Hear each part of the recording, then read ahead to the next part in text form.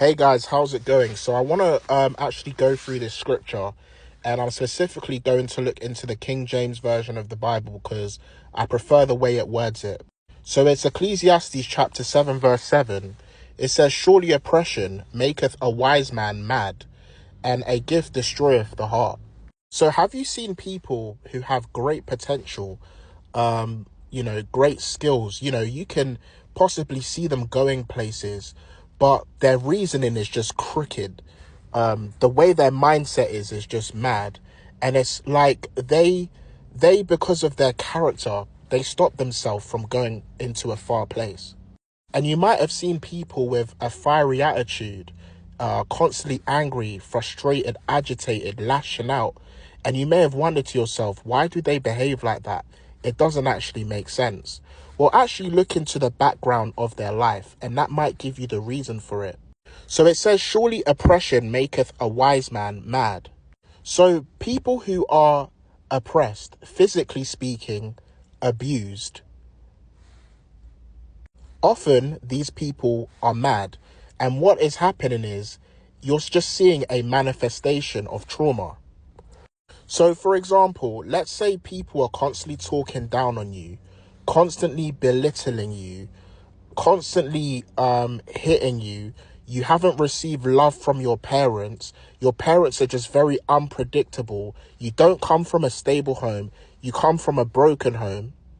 The kind of stuff that can do to your psyche is going to make you mad. It can make you tapped. So what this scripture is actually speaking of is the manifestation of trauma, where someone with great potential becomes mad because of the oppression that they've been through. Most people in the LGBTQ community, whether lesbian or gay, when you actually look into their life, right, and, you ask them how they got there, many of them will say, "Oh, I was abused as a child, and then this unlocked feelings in me." Or for a lot of lesbian women, what would happen is, they've had trauma from men. They've been oppressed by men. So, they've decided to go for women. So basically, the oppression that they've been through has turned them mad. Now, this isn't to justify what people do at all. In fact, there's another saying which you might have heard, which is hurt people hurt people. People who've been oppressed end up oppressing others and being horrible to others. Basically, their oppression has turned them into a mad person. Now, this isn't to justify or excuse it, but more so to give an understanding.